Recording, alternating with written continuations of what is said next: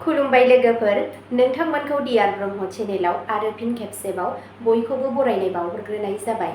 आं दिनै नोंथांमोननि सिगाङाव आरोबाव माखासे सानसेनि गोदान खौरां लानानै फैबावलायबाय।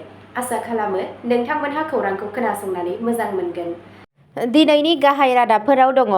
हाग्रामा महिलारी बिथाङा मोनब्रै जौगाखां बिथांखिनि थाखाय अन्थाइ खाम्फा गायसनदों। जुबिन गार्गनि ससियेल मिडिया पस्टनि सायाव लिरगिरि शिखा शर्माखौ हमदों। गुवाहाटीआव जानाय बागुरुम्बा हाबाफारियाव एबसुनि आफादगिरि दिपेन बर'आ पुलिसनि गाज्रि आखु दिन्थिनायनि अजद होदों।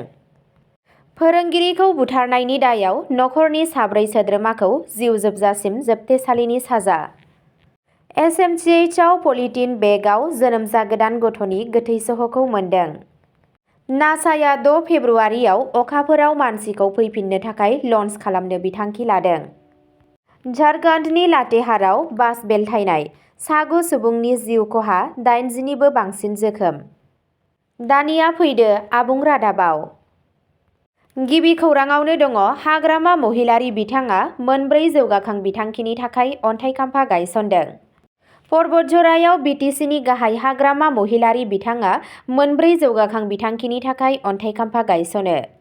बे मावथांखिफोरनि गेजेराव दं तिपकायाव 5 कौटि रां खरसा खालामनानै लुफुंजानो गोनां स्टेडियाम, गुरुदेव कालीचरण ब्रह्मनि मुङाव गंसे आध्यात्मिक अडिट'रियाम, बासबारियाव मिरु सरकारजों लुफुंजानो गोनां मोनसे पलिटेकनिक फसंथान आरो गंसे आयुष देहा फाहामसालि।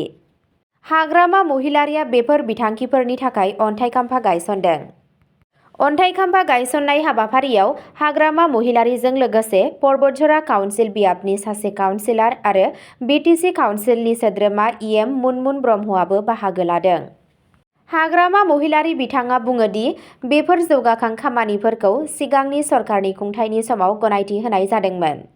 नाथाय रां राननो हायैनि थाखाय जों आसाम सरकार आरो भारत सरकारनिफ्राय दानथामनि गेजेरावनो रांखौ मोननो हादों आरो दा दिनै अन्थाइ खाम्फा गायसननो हादों।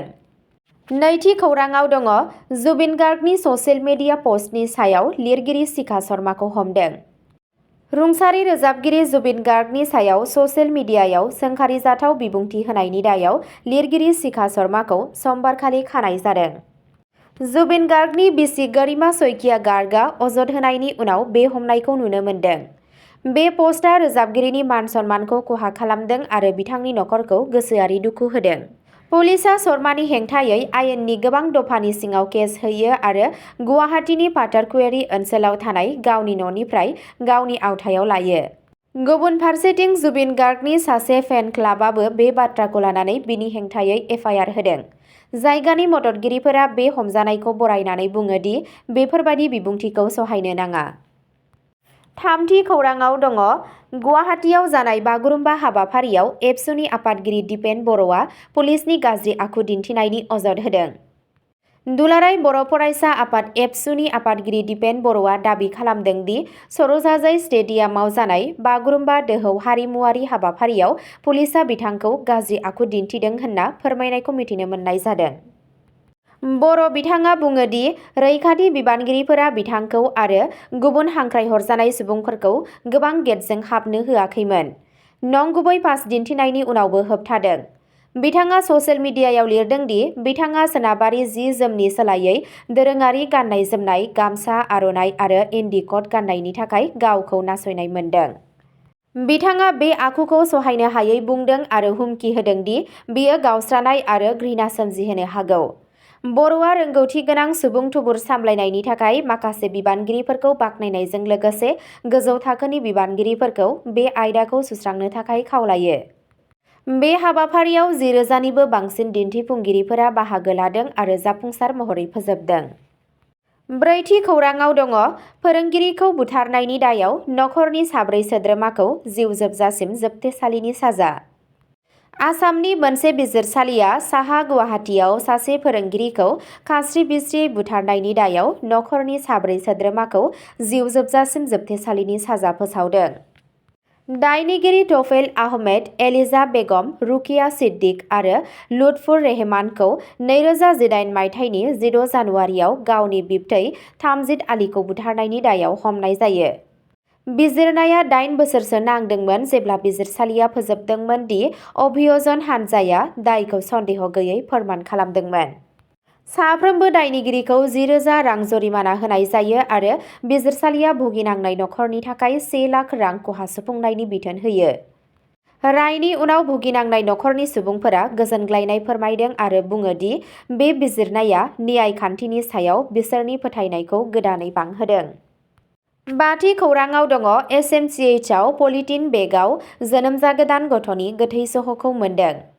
सिलचर मेडिकेल कलेज आरो देहा फाहामसालियाव जानाय मोनसे दुखुनांथाव जाथायाव रबिबारखालि पलिथिन बेगनि सिङाव सासे जोनोम जागोदान गथ'नि गोथै सह'खौ मोन्नाय जायो। गोथै सह'खौ टिबि वार्डनि साखाथियाव थानाय मोनसे लांदां जायगायाव डक्टरफोरा नागिरना मोनो आरो लोगो लोगो पुलिसनो खौरां हरो। पुलिसआ जाथाय जायगायाव सौहैनानै गोथै सह'खौ बोखांनानै थैनायनि जाहोनखौ मिथिनो थाखाय पस्टमर्टेमनि थाखाय दैथायहरो। गिबि मोनदांथिनिफ्राय मिथिनो मोनो दि गथ'खौ गोबां सान सिगां बेयाव दोनलांदोंमोन जानो हागौ मानोना सोलेरनि माखासे बाहागोफोराव हाग्रानि जिब-जुनारफोरा जानायनि नेरसोन नुनो मोन्दों। जोनोम जागोदान गथ'खौ सोर नागारदों आरो बे दुखुनांथाव जाथायनि सायाव मा थासारि सोमजिदों बेखौ मिथिनो थाखाय नायबिजिरनाया सोलिगासिनो दं। 6थि खौराङाव दङ नासाया 6 फेब्रुआरियाव अखाफोराव मानसिखौ फैफिननो थाखाय लन्च खालामनो बिथांखि लादों। नासाया 6 फेब्रुआरि 2026 आव गावनि आर्टेमिस 2 मिशनखौ बेखेवनो थाखाय साखाफारा जादों, जाय एप'ल' 14 नि उनाव 50 बोसोरनि उनाव गिबि खेबनि थाखाय सुबुं माहारिया अखाफोरनि सोरगिदिं दावबायगोन। साब्रै अख्रांमा दावबायारिफोर commander Reid Wiseman, pilot Victor Glover, mission specialist Christina Koch आरो कानाडानि अख्रांमा दावबायारि जेरेमी हानसेनआ आरियान अख्रांमा यानाव बिरगोन। बे मिशनआ अखाफोराव ओंखारनाय नङा नाथाय बेनि सोरगिदिं गिदिंगोन आरो 10 सानसोनि गेजेराव बुहुमाव फैफिनगोन। नासाया बुङो दि बे बिरखंआ अख्रांमा यान सिस्टेमखौ आनजाद नायगोन आरो 2027 मायथाइनि थाखाय थि खालामनाय आर्टेमिस 3 मिशनजों लोगोसे इयुननि अखाफोर लेन्डिंनि थाखाय थियारि जागोन। 7थि खौराङाव दङ झारखन्डनि लातेहारआव बास बेलथायनाय, 7 सुबुंनि जिउ खहा, 80 निबो बांसिन जोखोम। रबिबारखालि लातेहार जिल्लानि अरसा बांलादारा हायेनाव बर'नि आलासिफोरखौ लानानै थांनाय गंसे बासआ बेलथायनायाव 5 आइजोफोरजों लोगोसे खमैबो 9 सुबुंनि जिउ खहा जायो आरो 80 निबो बांसिन सुबुंफोरा जोखोम जायो।